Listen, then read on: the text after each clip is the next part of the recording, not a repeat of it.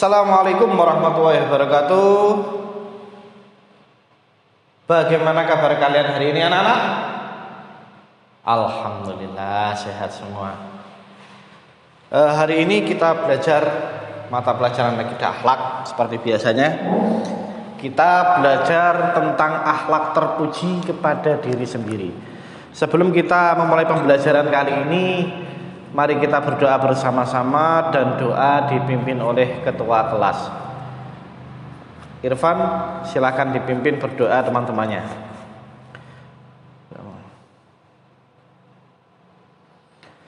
Terima kasih. Sebelum kita masuk ke pelajaran hari ini, saya akan mengabsen dulu.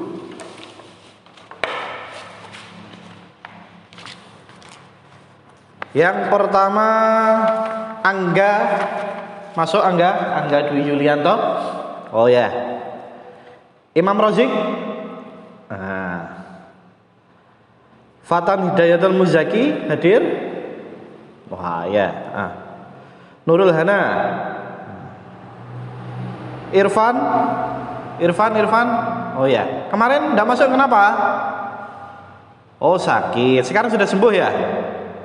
Alhamdulillah. Selanjutnya Aiman hadir Aiman? Hadir. Alhamdulillah semuanya hadir ya. Mari kita. Oh ya, kemarin saya nitip kepada Angga untuk membagikan modul kepada kalian sebagai bahan belajar hari ini. Apakah sudah dibagikan sama Angga modul? Ya, sudah ya? Oke, terima kasih. Anak-anakku sekalian, hari ini kita belajar tentang akhlak terpuji atau membiasakan dengan akhlak terpuji. Apa saja akhlak terpuji itu? Nanti yang kita akan pelajari yaitu ada ikhtiar yang pertama, terus tawakal, sabar, syukur, dan qanaah. Tujuan pembelajaran kali ini Bapak harapkan nanti ketika saya menyampaikan materi, kalian semua dapat mencatat atau memperhatikan slide yang Bapak bagikan, yang Bapak terangkan. Hal-hal yang penting silahkan dicatat. Ya, jangan nunggu perintah dari Bapak untuk mencatat. Tapi ketika saya menyajikan materi, silahkan dicatat yang penting menurut kalian. Ya, tujuan pembelajaran kali ini yaitu yang pertama, melalui penyajian materi, Bapak harapkan nanti kalian memahami semuanya, pengertian tentang ikhtiar, tawakal, dan seterusnya. Terus nanti melalui pengamatan dan saya akan memberikan contoh melalui slide-slide yang sudah ada di sini. Dan nanti juga ada tanya jawab ketika nanti sampean semua, kalian semua ada yang perlu ditanyakan, silahkan ditanyakan. Ya, ketika sama belum paham silahkan tanya. Seperti itu. Terus selanjutnya nanti setelah Bapak menerangkan semuanya, kita akan membentuk diskusi kelompok. Nah, nanti seperti apa formatnya, nanti di akhir pembahasan saya akan terangkan. Selanjutnya nanti ada penugasan yang nantinya kami harapkan, Bapak Guru harapkan kalian dapat menyajikan contoh perilaku akhlak yang ada di kehidupan kalian, yang ada ketika di rumah bagaimana. Tentu tidak jauh hubungannya dengan ikhtiar, tawakal, qanaah, sabar, dan syukur. Dan nanti juga dampak positifnya apa, nanti dibahas di diskusi kelompok juga. Selanjutnya ini akhlak terpuji kepada diri sendiri ya. Yang pertama ada ikhtiar, kita pelajari nanti. Ini semuanya ya, ikhtiar, tawakal, syukur, sabar, dan qanaah. Kita pelajari dulu nanti pengertiannya seperti apa. Ikhtiar pengertiannya seperti apa. Terus nanti ada dalilnya itu bagaimana. Nah, terus contoh perilakunya dan dampak positif. Coba amati gambar di bawah ini.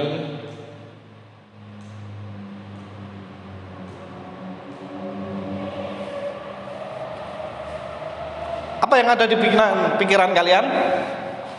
Yang pertama ada gambar apa ini? Ya, semut. Terus kedua, orang berdoa atau bersyukur. Nah, maksud gambar dari ini kita nanti pelajari dulu. Nah, apa saja nanti ini semuanya berhubungan dengan anak terpuji ya anak-anak. Nah, nanti kita pelajari dan nanti setiap kelompok juga menerangkan. Nah, ini ada 5, 1, 2, 3, 4, 5 akhlak terpuji yang berkaitan dengan gambar ini. Dan nanti setiap kelompok mendiskusikan ini ya, nanti diterangkan. Selanjutnya yang pertama kita belajar tentang ikhtiar. Apa itu ikhtiar? Ada yang tahu? Wahid? Angga? Nurul Hana? Ayo? Dibaca tidak apa-apa modulnya. Ya, secara bahasa ikhtiar apa anak-anak? Al-ikhtiar artinya memilih. Maaf, pinter. Secara bahasa berasal dari bahasa Arab al-ikhtiar yang artinya memilih. Secara istilah adalah usaha sungguh-sungguh seorang hamba atau seorang manusia, atau bisa dikatakan kalau kadang berarti usaha seorang siswa. Untuk apa? Untuk memperoleh apa yang dikehendakinya. Seperti itu ya. Ikhtiar yaitu kalau menurut istilah adalah usaha sungguh-sungguh. Untuk apa? Untuk memperoleh apa yang dikehendakinya. Contohnya seperti apa? Ayo, ada yang tahu? Contohnya? Aiman? Kalau sebagai kalian seorang siswa saja. Benar. Begini, kalau saya contohkan ikhtiar, bisa dicontohkan seperti kalian ikhtiar. Ikhtiar itu usahanya apa? Usaha untuk apa? Contohnya ikhtiar, kalian itu belajar. Belajar itu bagian dari apa? Bagian dari ikhtiar. Nah, apa yang dikehendaki dari belajar itu? Yang dikehendaki dari belajar itu adalah supaya kalian menjadi apa? Pintar. Supaya kalian menjadi pintar. Nah, apa yang merupakan ikhtiar tadi apa? Kata-kata apa? Perbuatan apa? Belajar. Betul sekali. Belajar itu ikhtiar. Tapi perlu diingat ya anak-anak, ikhtiar kali ini yang kita bahas adalah ikhtiar dalam bentuk kebaikan. Nah, jangan disalahartikan loh ya. Maksudnya gimana? Ada yang tahu? Nah, ini kita belajar tentang ikhtiar dalam kebaikan. Jangan diartikan seperti ini. Ada orang ingin kaya, ya tak? Nah, apa itu kan merupakan tujuannya, yang dikehendakinya kan. Nah, prosesnya dia bagaimana? Dia prosesnya dengan datang ke seorang dukun. Apakah boleh? Ya tidak boleh seperti itu ya. Karena kita bicara dengan ikhtiar. Ikhtiar itu ikhtiar yang baik-baik. Kalau itu sudah masuk tergolong perbuatan apa? Iya, syirik, musyrik, tidak boleh seperti itu ya. Jadinya harus yang pertama kita garis bawahi pengertian ikhtiar itu dalam hal kebaikan. Oke, lanjut. Ini adalah dalil. Dalil itu apa? Dasar tentang ikhtiar. Allah saja itu sudah menyuruh kita untuk ikhtiar. Ikhtiar baik loh ya. Jangan ikhtiar jelek. Tidak ada ikhtiar jelek itu, ya. Yang ada itu ikhtiar dalam kebaikan. Yang pertama firman Allah dalam Quran surat Ar-Ra'd ayat 11 yang bunyinya sebagai berikut. Bismillahirrahmanirrahim. Innallaha la yughayyiru ma biqaumin hatta yughayyiru ma bi anfusihim. Artinya, sesungguhnya Allah tidak akan mengubah keadaan suatu kaum sampai mereka mengubah keadaan yang ada pada diri sendiri. Ada yang tahu maksudnya anak-anak? Ayo. Kok diam semua ini gimana? Ayo. Maksudnya dari ini adalah diperhatikan. Allah menyuruh kita, jika kita ingin mengubah nasib kita, ya dengarkan, jika kita ingin mengubah nasib kita, berarti kita harus melakukan sesuatu. Nah, seperti ini. Tidak akan mengubah keadaan suatu kaum sampai mereka mengubah keadaannya yang ada pada diri sendiri. Nah, berarti kita harus apa? Harus melakukan sesuatu. Seperti itu. Orang ingin pintar harus belajar. Orang ingin kaya harus bekerja. Nah, kalau kalian diam, kalau tiap hari tidur, lah, bagaimana ya bisa mengubah nasib kita? Tidak bisa, ya. Nah, makanya dengan itu Allah sudah menerangkan dalam firman-Nya, sesungguhnya Allah tidak akan mengubah keadaan suatu kaum sampai mereka mengubah keadaan yang ada pada diri sendiri. Belajar yang rajin, ya. Itu bentuk dari ikhtiar.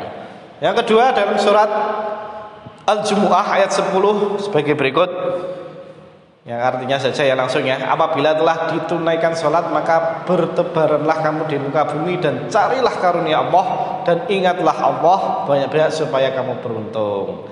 Artinya jika kalian melakukan ikhtiar harus selalu ingat kepada Allah juga, ikhtiar usaha kalian, dan diiringi dengan ingat kepada Allah, zikrullah, berarti harus diiringi dengan doa. Seperti kata Bang Roma Irama, perjuangan dan doa. Betul? Nah, berarti ikhtiar. Nah, nanti kita juga akan mempelajari tentang tawakal. Nah, sebagai doanya. Oke, lanjut. Selanjutnya bentuk dan contoh perilaku ikhtiar. Yang pertama yaitu bekerja keras dan tidak menggantungkan nasibnya pada orang lain. Ya sudah jelas, bekerja di samping untuk membiayai hidup atau untuk memenuhi kebutuhan kita, nah juga merupakan ikhtiar kita, ya, ikhtiar seseorang dalam merubah nasibnya. Karena yang bisa menentukan nasib kita itu hanya kita sendiri, ya. Kadang kalau seperti ini Pak, ada orang menaikkan jabat berarti kan dari orang lain loh. Tapi kan yang pertama diawali dari apa? Usaha kita sendiri. Karena dia mungkin bekerja keras, mungkin profesional, mungkin jujur, makanya dia mendapatkan kenaikan pangkat. Tetap diawali dari diri kita sendiri. Selanjutnya bentuk dan contoh perilaku ikhtiar ada yaitu rajin belajar walaupun tidak ada tugas dari gurunya. Lihat ya, dibaca baik-baik. Rajin belajar. Jangan nunggu kalian disuruh orang tua. Jadi kalau di rumah ya, jangan nunggu disuruh orang tua. Ayo sinau le. Nah, itu hilangkan pikiran seperti itu. Mumpung masih muda, ya kalian belajar yang rajin supaya apa? Supaya nanti kalian bisa menggapai cita-cita kalian. Gitu. Di samping itu menambah kecerdasan kalian, menambah ilmu kalian. Nanti itu juga suatu saat cita-cita sampean juga bisa tercapai karena sudah dari sejak dini, sejak dari usia kalian ini sudah rajin belajar ya, makanya nanti insya Allah banyak ilmu yang kita dapat sehingga kita bisa menggapai cita-cita kita. Ingat, jangan nunggu disuruh gurunya, jangan nunggu disuruh orang tuanya. Mari kita tanamkan dari hati kita, mulai semangat, tetap semangat belajar apapun kondisi yang kita hadapi. Terus yang ketiga, memiliki sikap perwira sehingga disukai banyak teman. Yang keempat, semangat dalam melakukan pekerjaannya. Dan terakhir, tidak pernah putus asa dalam menghadapi kesulitan. Selanjutnya contoh perilaku membiasakan diri berikhtiar. Yang pertama yaitu giat dan bersemangat dalam berusaha. Maksudnya ya contohnya seperti ini. Jika orang tua kalian seorang petani atau mungkin pedagang, ya toh? Kalau tidak semangat sebagai orang petani ya bagaimana akan mendapatkan hasil yang maksimal? Ya, masuk macul, aduh Aduh, ya kan ya. Jadi semangat itu sangat penting dalam berusaha. Ketika jadi seorang petani, semangat kerja, semangat golek duit, semangat untuk memenuhi kebutuhan keluarga. Nah, itu kalau sudah di usia seperti orang tua kalian. Intinya contoh perilaku ikhtiar yaitu semangat dan giat dalam berusaha. Selanjutnya, tekun dalam melaksanakan tugas yang diamanahkan terhadap dirinya. 3, pandai memanfaatkan waktu senggangnya untuk hal-hal yang positif. Selanjutnya, tidak mudah putus asa apabila menghadapi kesulitan. Terus jeli melihat peluang, itu sangat penting juga ini. Dan kreatif. Selanjutnya, dampak positif membiasakan perilaku ikhtiar. Apa? Menumbuhkan rasa percaya diri. Menumbuhkan rasa percaya diri. Ini sangat penting. Saya kira kalau istilahnya kalau malu, mau mencari uang atau mencari pekerjaan, mau ngelamar ke sana malu, mau ke sana malu. Nah, itu bukan wujud dari ikhtiar. Ya, makanya dampak positif yang ditimbulkan dari ikhtiar yaitu menumbuhkan rasa percaya diri kita dengan apa yang telah diberikan Allah pada diri kita. Selanjutnya, menumbuhkan harapan baru dalam hidup. Karena setiap dari satu usaha dapat menumbuhkan sejuta harapan dengan banyak berusaha, maka semakin banyak harapan. Bisa dicontohkan? Ya, sejak jauh-jauh seperti yang tadi saya contohkan. Seperti contoh orang melamar kerja. Nah, dia dengan pengalamannya bekerja, dengan ilmu yang didapat, dengan juga ijazah yang ada, dia melamar ke sana kemari. Perusahaan A, perusahaan B, perusahaan C, ya kan? Nah, dia itu kan sudah berikhtiar, sudah berusaha.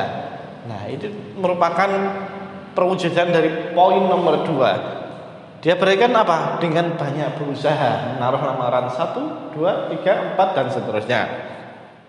Dengan banyak lamar yang dia dapat, apa yang nanti diharapkan? Maka semakin banyak harapan dia untuk diterima bekerja. Seperti itu wujud dari ikhtiar, dampak positif dari ikhtiar. Ya. Selanjutnya, adanya kepuasan batin.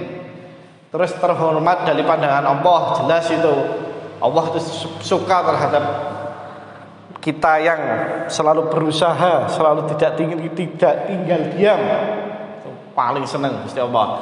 Dan terhormat dalam pandangan Allah dan sesama manusia. Selanjutnya, menumbuhkan dan meningkatkan keimanan.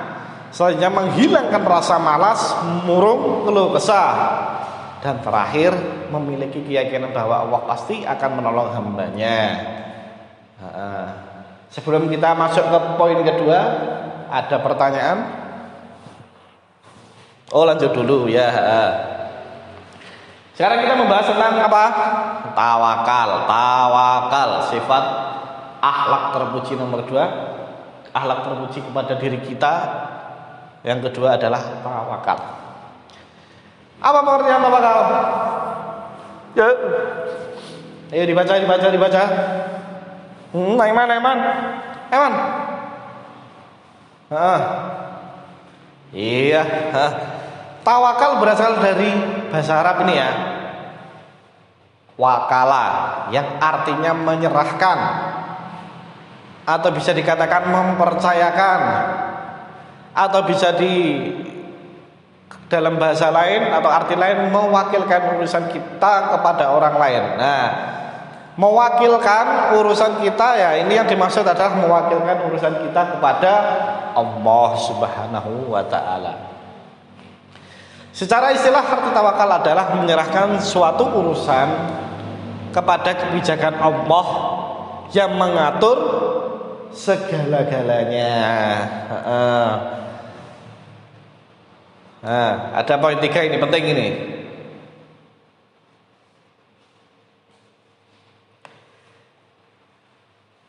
Tawakal itu sebelumnya diawali dengan ikhtiar. Nah ini ya, berserah diri tawakal kepada Allah dilakukan oleh seorang muslim apabila sudah melaksanakan ikhtiar. Itu jenenge tawakal yang sebenarnya atau secara tawakal yang sesungguh-sungguhnya sesuai dengan kemampuannya. Ya. Itu berserah diri tawakal kepada Allah berarti pertama yang dilakukan ikhtiar dulu baru tawakal. Ya, tidak bisa kita hanya tawakal saja, itu tidak boleh. Sopo sing ape merubah nasib kita ya. Nah, seperti itu. Baliklah. Ini ada kaitannya dengan pembahasan pertama tadi. Berarti tawakal harus didahului dengan ikhtiar. Tawakal saja tidak boleh. Contohnya seperti apa? Aku pasrah karo pangeran sing gawe urip. Loh, udah bisa seperti itu. Lah zaman kalau pasrah dapat apa? Masuk turut-turut sampai oleh duit. Udah bisa. Makanya tawakal harus didahului dengan ikhtiar. Seperti itu. Paham ya? Selanjutnya dalil tentang tawakal terdapat dalam firman Allah. Nah, setiap akhlak terpuji yang kita pelajari pasti ada dasar hukumnya. Ingat-ingat anak-anak. Karena seperti ini. Tawakal dasar hukumnya ada dalam surat Al-Maidah. Terus tadi ikhtiar dalam surat apa? Ada di firman Allah dalam Al-Qur'an. Bang dalam Al-Qur'an ya hadis. Pasti ada dasar hukumnya.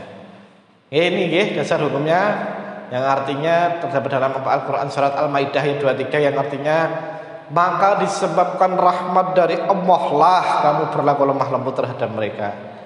Sekiranya kamu bersikap keras lagi berhati kasar, tentulah mereka menjauhkan diri dari sekelilingmu. Karena itu maafkanlah mereka, mohonkanlah ampun bagi mereka dan musyawarahlah dengan mereka dalam urusan itu. Kemudian apabila kamu telah membulatkan tekad maka bertawakal. Ini bertawakallah kepada Allah. Sesungguhnya Allah menyukai orang-orang yang bertawakal kepadanya. Allah seneng hal-hal sing apik ku seneng. Akhlak sing terpuji pasti seneng, apalagi tawakal, ikhtiar tadi dan selanjutnya apa nanti kita bahas nggih. Lanjut. Contoh perilaku tawakal. Yang pertama, ini ada kaitannya dengan kalian ini. Nggih. Monggo coba dibaca. Hana, ayo dibaca Hana.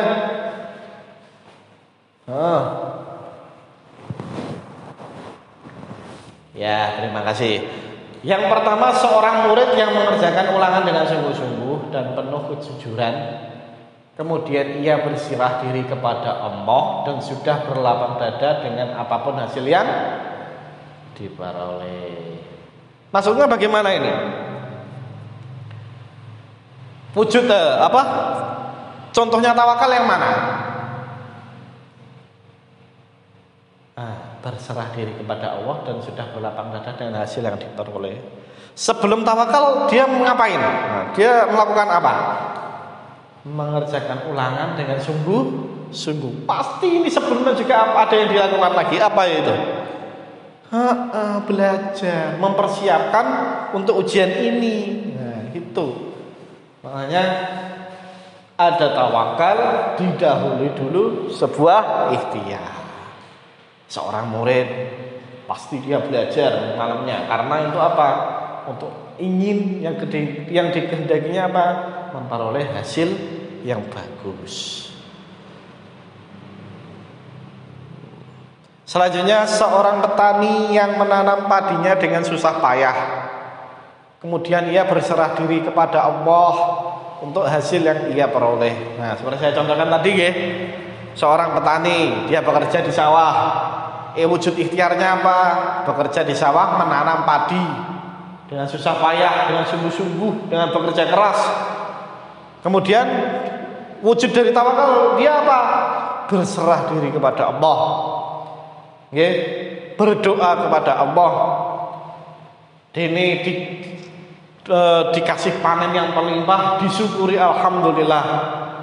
Tapi ketika tidak mendapat sama kebanjiran apa ya, tetap harus ditumbuhkan rasa sikap terpuji yang lain, yaitu yang nanti akan kita bahas, yaitu sabar.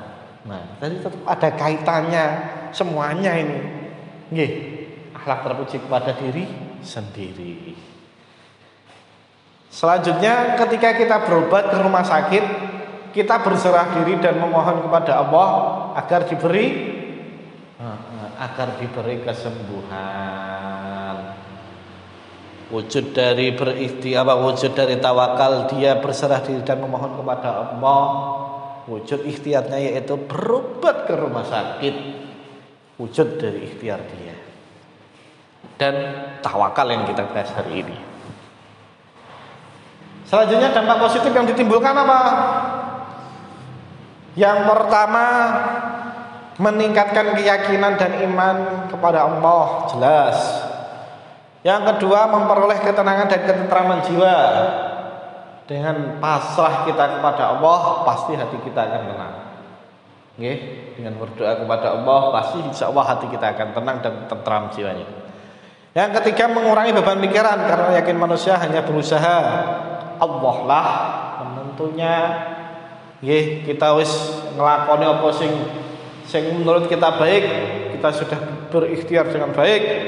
Selanjutnya tinggal tawakal. Pangeran yang menentukan hasilnya, yang insya Allah mengabulkan doa kita. Lah sama mau nggak dia kabulkan, doanya gimana Pak? Oh, ada pertanyaan seperti itu ya, betul. Ya, kita tumbuhkan sifat terpuji yang lain, yaitu sabar terlebih dahulu. Selanjutnya dampak positif, mengurangi kejahatan dan tindak kriminal.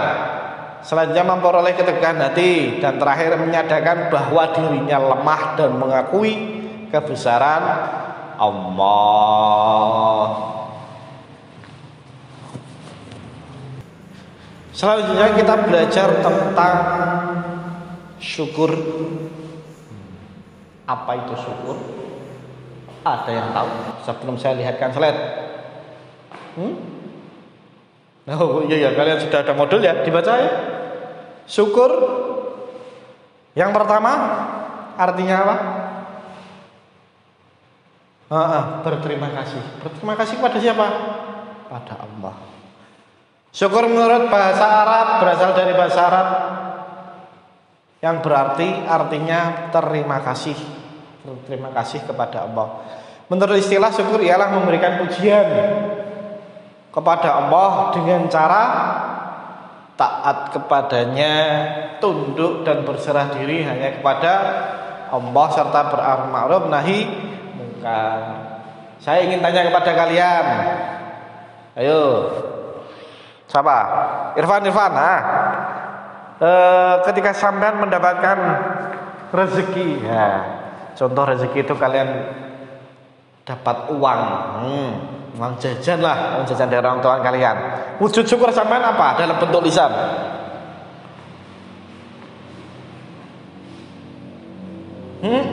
Berterima kasih.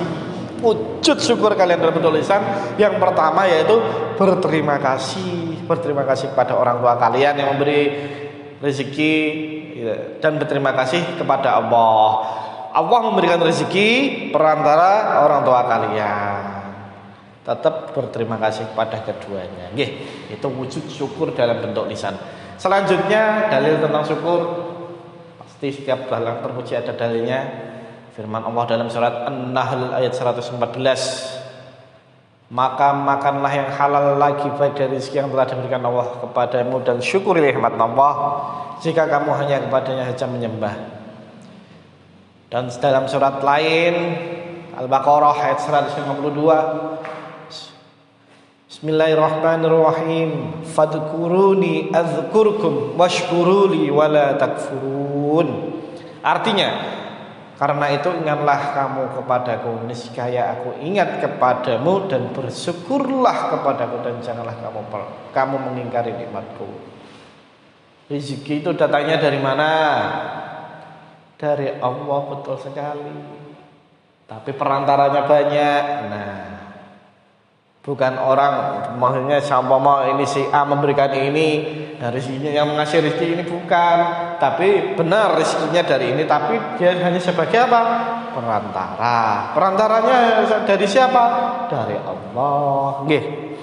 Semua rezeki itu, makanya itu rezeki semua itu dari Allah, maka harus apa? Di ketika itu bersyukur. Harus bersyukur apa? Orang yang bersyukur, insya Allah nanti nikmatnya akan bertambah. Insya Allah akan ditambah oleh Allah, karena sudah jelas. Dan ketika sudah bersyukur, jangan pernah kalian mengingkari nikmat Allah, karena semuanya nikmat berasal dari Allah. Selanjutnya bentuk dan contoh perilaku syukur. Yang pertama, tidak pernah mengeluh dengan hidupnya. Ya, pertama tidak pernah mengeluh dengan hidupnya. Yang kedua, selalu mengucapkan, nah ini yang saya terangkan tadi, alhamdulillah bila mendapatkan nikmat dari Allah. Yang ketiga, selalu bersyukur atas nikmat dan karunia telah diberikan Allah kepada dirinya. Dan terakhir, mau membagi kebahagiaan kepada orang lain bila ia telah mendapatkan rezeki dari Allah. Ingat, sebagian dari harta kita itu ada hak milik fakir miskin. Ada berapa persen itu? Makanya jika ini rezeki kalian ingin barokah fid dini hatta akhirah, kalian harus menyisihkan rezeki kalian dan bersedekahlah. Ya, itu dari bentuk dan contoh perilaku syukur. Sudah dikasih nikmat karena Allah, nah jangan semoga membagi rezeki kepada orang lain sekiranya rezeki kalian berlebih. Selanjutnya cara bersyukur. Yang pertama, bersyukur dengan lisan. Maksudnya bagaimana? Bersyukur dengan lisan, kalian mendapat nikmat dari Allah, kalian mendapatkan, ya contohnya tadi dapat uang. Nah, segala kenikmatan yang telah diberikan kepada Allah, maka patutlah kita mengucapkan hamdalah. Hamdalah itu kalimatnya bagaimana? Alhamdulillahirabbil alamin. Allah sudah memberikan rezeki kepada kita. Wujud syukur kita pertama secara lisan mengucap hamdalah, alhamdulillah. Yang kedua, bersyukur dengan badan atau dengan perbuatan, yakni bersikap selalu taat kepada perintah Allah dan meninggalkan larangannya. Itu penting, karena dengan kita bersyukur dengan taat kepadanya, dengan selalu beribadah kepadanya, taati perintahnya dan menjauhi larangannya, nah, pasti banyak manfaat yang akan kita dapat. Yang ketiga, bersyukur dengan hati, yaitu mengosongkan hati di hadapan Allah dengan cara konsisten menjaga zikir akan keagungan dan kebesaran Allah. Selanjutnya, untuk membiasakan diri bersyukur atas nikmat yang diberikan Allah kepada kita bagaimana? Yaitu ketika kita mendapatkan kenikmatan dari Allah, kita harus menerimanya dengan ikhlas. Ya, wis iki karo pangeran sudah diberikan rezeki oleh Allah, sudah sepatutnya kita untuk merasa puas, ikhlas. Nggih, cukup. Aja ngerasa kurang, nggih. Harus merasa cukup. Jika sudah merasa cukup, insya Allah akan menambah nikmat kita. Nggih. Harus bersyukur apapun keadaan kita. Pokoknya tetap berusaha. Jangan tinggal diam.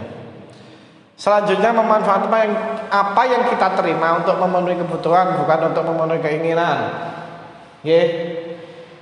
Nah, ini bisa dikatakan seperti ini. Pak, kita itu sudah berdoa kepada Allah. Tapi kenapa kok doa kita tidak dikabulkan ya? Nah, ada pertanyaan seperti itu. Bukannya tidak dikabulkan anak-anak, tapi Allah belum mengabulkan. Nggih. Dan Allah itu tahu apa yang terbaik buat kita. Nggih. Jadi tetap kalau Allah sudah berjanji kepada kita, berdoalah kepadaku, insya Allah aku akan mengabulkan apa yang menjadi permintaan. Nggih. Jadi ini mungkin Allah akan mengabulkan dengan cara yang lain. Nggih, dengan ya bisa saja dengan apa itu pasti ada yang utama itu kebutuhan kita, bukan keinginan kita. Nah, Allah pasti akan memilihkan yang terbaik dan sesuai dengan kita. Nah, itu maksudnya. Bukan tidak mengabulkan, belum mengabulkan, dan insya Allah Allah akan tetap mengabulkan dengan cara yang lain. Nggih, dipahami nggih? Nah, ini sesuai dengan kebutuhan, bukan dengan untuk memenuhi keinginan. Selanjutnya, semua yang kita punya adalah milik Allah yang harus disampaikan kepada yang lebih berhak. Yang terakhir, berbagi kebahagiaan dengan orang lain bila mendapatkan nikmatnya. Dampak positif membiasakan berlaku syukur. Satu, mendapatkan jaminan tambahan nikmat dari Allah. Ya tak? Yang saya terangkan tadi. Syukurilah nikmat Allah. Insya Allah Allah akan menambah nikmat kalian, mendapat jaminan tambahan nikmat. Maka itu bersyukur. Apa-apa dikasih bersyukur, kurang lagi. Yang kedua, mendapatkan ridha Allah Subhanahu wa taala. Ketiga, terhindar dari sifat tamak yang dapat menjerumuskan diri kepada kufur. Nah, ini astagfirullah, harus dihindari sifat tamak, rakus. Ini kurang, tamak akhirnya. Harus dihindari ini. Yang terakhir, memperoleh kepuasan batin karena dapat mentaati salah satu kewajiban hamba terhadap Khaliqnya. Anak-anakku sekalian, hari ini kita membahas 3 akhlak terpuji terlebih dahulu, dan selanjutnya pada pertemuan selanjutnya nanti kita akan pelajari lagi, yaitu tentang masih ada sabar dan qanaah. Tadi kita sudah mempelajari tentang ikhtiar pertama, ikhtiar, tawakal, dan syukur. Nah, sekarang kalian buat kelompok 5 kelompok terdiri dari 5 orang satu kelompoknya. Nanti setiap kelompok sesuai dengan pokok bahasan kita. Kalau berarti sama mau ikhtiar, contoh angka kelompok 1 berat ikhtiar, dan 5 orang anggota. Aiman dengan 5 orang anggota tentang tawakal, terus dan seterusnya. Harapan Bapak yang sudah Bapak bahas, nanti kalian bahas lagi, kalian cari contohnya yang ada di kehidupan kalian itu bagaimana, kehidupan contohnya itu bagaimana, dan penerapannya kepada diri kita bagaimana, serta tadi itu ada gambar, silahkan dibahas. Nah, bagi kelompok yang belum dibahas gimana, Pak? Ya, kan ada modul, silahkan dibaca modulnya. Nanti pertemuan selanjutnya Bapak juga akan menjelaskan, Nah, tapi nanti yang sudah diterangkan, nanti masing-masing kelompok juga kita lakukan presentasi juga, agar wawasan kita semakin bertambah. Karena pemikiran seorang, mungkin pemikiran saya dan pemikiran kalian itu beda. Artinya saya menemukan contoh ini, kalian menemukan contoh ini. Nah, bisa seperti itu. Akhirnya semakin banyak contoh yang kita peroleh. Sementara itu yang bisa saya sampaikan pada kesempatan kali ini. Ada pertanyaan sebelum saya tutup? Tidak ada, Oke. Terima kasih.